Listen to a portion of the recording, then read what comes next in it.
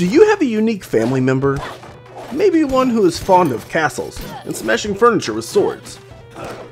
Now, Rogue Legacy is not your typical retro throwback, I want to be one of these cool 16-bit games.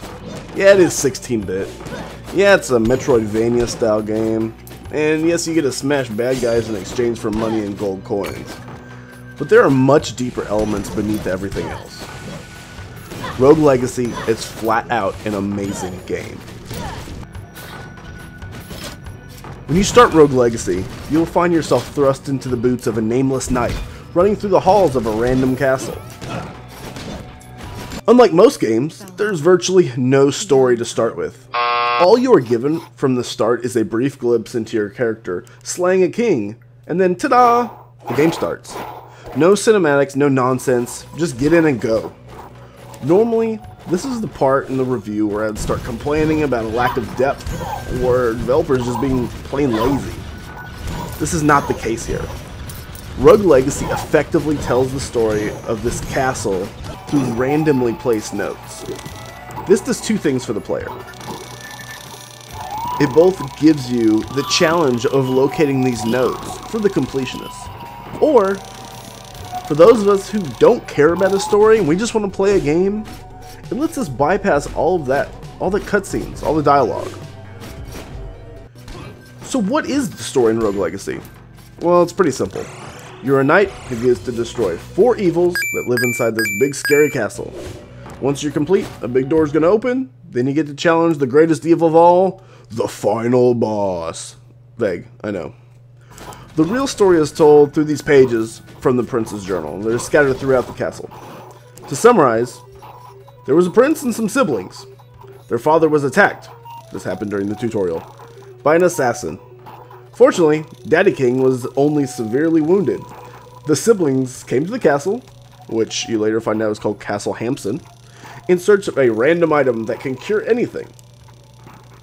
As the first entry in the prince's journal explains, the prince has arrived before his other siblings. Since he is the impatient go-getter that he is, he will look for the item and save his father and family's name before everyone else gets there. The story's not really groundbreaking, slightly cliche and unimaginative, but really, that isn't what makes Rogue Legacy shine. Nor does it even matter. This is one of those magical situations where you get to say screw the story. Story does not matter at all. That is not what makes Rogue Legacy the jewel that it is. This game is all about the experience.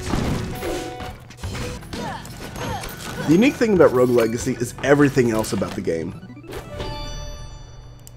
Rogue Legacy implements a unique mechanism. Each time your hero dies, he is dead forever. Permadeath is the name of the game and is a very strong motivator.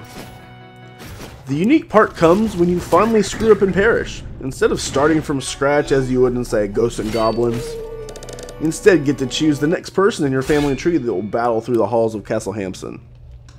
Now, as with any good family tree, your relatives aren't all okay.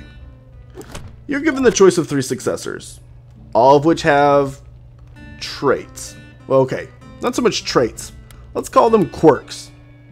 Next time you die, your option may be to play as the hero who has Alzheimer's, or a giant who's afraid of chickens, or even a brittle mage who's a midget and colorblind. This is really what's going to challenge the player. Sometimes these heroes are going to come in handy, helping you to unearth hidden treasures, or they're going to severely handicap your gameplay. It almost adds a sense of excitement or fear the next time you fall to your death on a bed of spikes. Who am I going to get stuck with this next time? Is it going to be someone that's just going to completely ruin my playthrough? Or is it somebody that's really going to help? Along with this fancy pick a hero feature, you'll also get to level up your character. Yes, it really doesn't make any sense since when you die, your character's dead. But there are RPG elements to the game. Instead, you get to spend your hard-earned gold to improve your attack, damage, mana, unlock a blacksmith, an enchantress, an engineer, and even upgrade your hero's class, all from the gold you collected on your previous run-through. This is one of the areas that Rogue Legacy really makes you think. It adds a sense of urgency. You have to spend your gold that you collected on your last run before you enter the castle. Because There's a character named Sharon, looks like the Grim Reaper kind of, standing at the gate. He's the one that protects the castle. You must pay this man to get back in. How much do you pay him? You pay him everything you have. So if you don't spend your money on your upgrades, buying a new sword, a helm, or adding a rune to a piece of gear, you're going to lose everything. So there is no, I'm going to save up my money. No, you don't get to do that. Instead, you're forced to do incredibly well and get as much money as you can on your next run through so you can buy that next piece of gear. How do you do this? Well, exploring the castle. This is going to be your main mission. Each room could hide a new enemy or possibly a treasure. Each death you experience will reset your progress in the castle, and a new layout will be procedurally generated for your next heir. The player is forced to grind through these random maps over and over again looking for enough gold, ruins, and blueprints to level their character up high enough to destroy the bosses. Again, you must do your best or you will not progress in this game. Not to say you can't beat the game with no upgrades, no extra health, or anything like that. You can. There have been people who have beat on a single run through, but this game is not meant for that. This game is meant to challenge you. This game is hard. As you're exploring the castle for more gold and new fancy things to stick on your character, you'll notice that the castle is broken into 4 areas. You get the main castle, the forest, the tower, and the dungeon. You don't want to move on to the next area until you have both killed the boss and you have enough confidence that you'll be able to take on the next area. This game will challenge you to your wits' end. It is brutally hard, to the point you will be literally screaming out loud in frustration. But amazingly, this frustration is not a bad thing. This is the driving force to improve your skill and perform better. Like other retro-style games that crank the difficulty meter up to 11 just for kicks, Rogue Legacy knows what it is doing and will force you to enjoy your torture. Leveling is made fun by the simple fact that you'll never experience the same layout twice. Nor will you fight the same boring enemies each run through. Not only do the multiple areas and random enemies keep you moving, the game is also filled with special mini-bosses as well as challenges that will test your stamina, speed, and make you use these fancy power-ups that you've collected. Within each of these 4 sections of the castle, once you get to the end, you will find a giant door leading to the boss room. Each of these bosses you eventually face are brutal. If you have not taken the time and care to make your hero stronger, you don't stand a chance. You will experience larger-than-life enemies who will easily overwhelm your hero. In the vein of retro gaming, the key to completing these boss rooms is all about pattern. Learn the pattern, and you will overcome. Get overzealous, and you can kiss your progress goodbye. Completion of the bosses will upgrade your hero's stats permanently as well. This is why the bosses are so important to beat.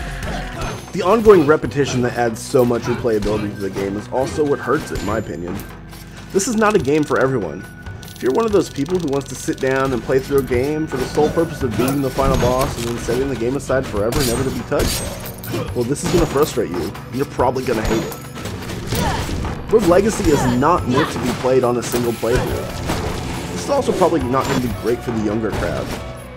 Not that there's anything questionable or tacky about the game. It's really good. But it's going to be so challenging. This is a game that's meant more for a skilled player. Junior gamers may not make it far in this game. It may be a good idea to kind of shy them away. Rogue Legacy took a worn out and often emulated genre and punched it in the face over and over again until it made something different. Platforming, level progression, pattern mastery, and intense boss battles will challenge your patience. But that's a good thing. This game is amazing. Rogue Legacy is not your traditional game. But Rogue Legacy is quite possibly one of the best games I have ever played, hands down. Score? 4.5 out of 5.